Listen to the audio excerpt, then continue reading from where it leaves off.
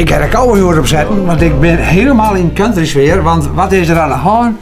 Ik wie in Dublin en daar vond ik de prachtige autobiografie van Willie Nelson, My Life. En daar ben ik in begonnen en ja, het pakt mij alweer. En ik zit er echt heel fijn in te lezen. En ja, het is een prachtig boek. De man is inmiddels 82.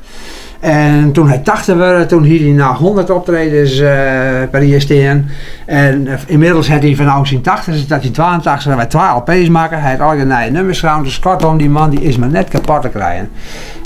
Ik dacht dat het misschien wel leuk was als ik nou probeerde voor dit boek een uitjouwer te interesseren voor een Nederlandse vertaling. Want dan kan ik zeggen, ik heb een boek over Willie Nelson geschreven. En dat is zo leuk wijzen dat ik dat dan aanvulde met mijn eigen interviews. Want ik heb Willie verschillende keren ontmoet. En het is een apart man. Hij stiet altijd de hele dag wiet te roken. En hij maakt maar reclame van wiet. Nou ja, dat is zijn ding. Ik hoor die rommel net, dus hij bood het mij aan, maar ik hoorde zijn joints net. Want ik denk, ja, de kappen bijhouden als je met Willie praten. Maar het komische is, Willie, ik zie het mij in de tourbus. En hij is altijd zijn zus Bobby, dat is een van zijn verste muzikanten. Die speelt piano in zijn band. En Willie zei, ja, Bobby en ik, wij zijn hartstikke close met elkaar. Wij zijn echt, ja, familie is heel belangrijk voor ons. En dus ja, wij zijn soulmates, zei hij. Nou, en wij zitten daar in die bus te praten en de doorgiet typen. En daar komt Bobby, zijn zuster, die komt de bus in. En die scharrelt er door die bus heen. Die komt langs het tafeltje waar wij zitten. Ze zien me ander net aan. En ze kunnen ander geen blikwaardig. En zij rent terug en gaat erachter in de bus zitten. Nou, ik denk, ja, dat is nou een hele mooie illustratie van hoe close Willie Nelson en zijn zuster nou eigenlijk binnen. Ze kunnen me ander net een blikwaardig. Hij stelt mij net aan haar voor. Hij doet helemaal niks. Dus ja, ik denk, ja, hoe serieus kan men Willie nemen? Dus die 184 pagina's van deze prachtige autobiografie, dan denk ik, hoeveel had hij daar van buiten aan de lopen? Nou, misschien wel 3/4.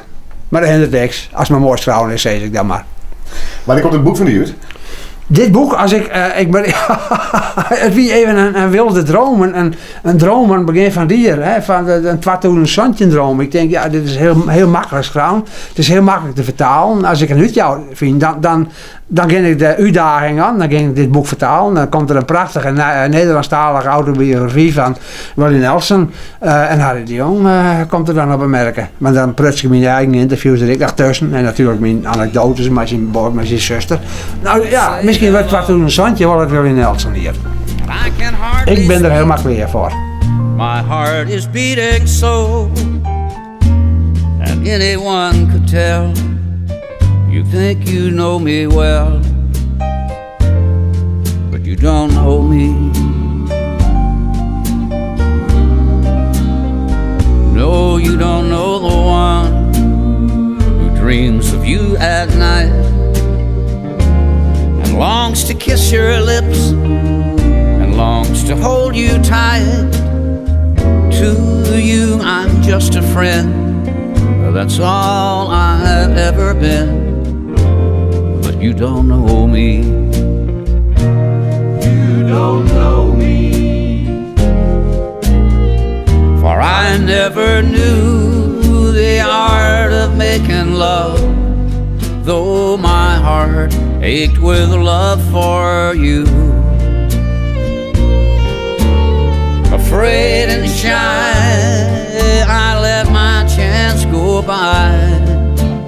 The chance you might have loved me too.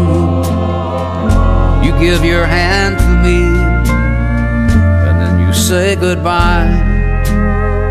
I watch you walk away beside the lucky guy, to never, never know the one who loves you so. No, you don't know me.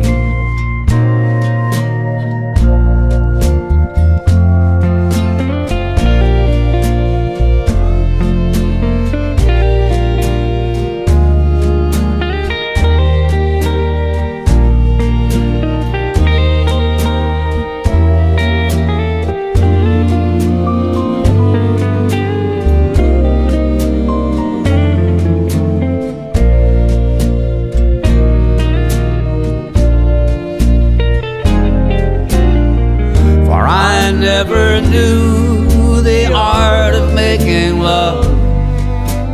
my heart ached with love for you. Afraid and shy, I let my chance go by.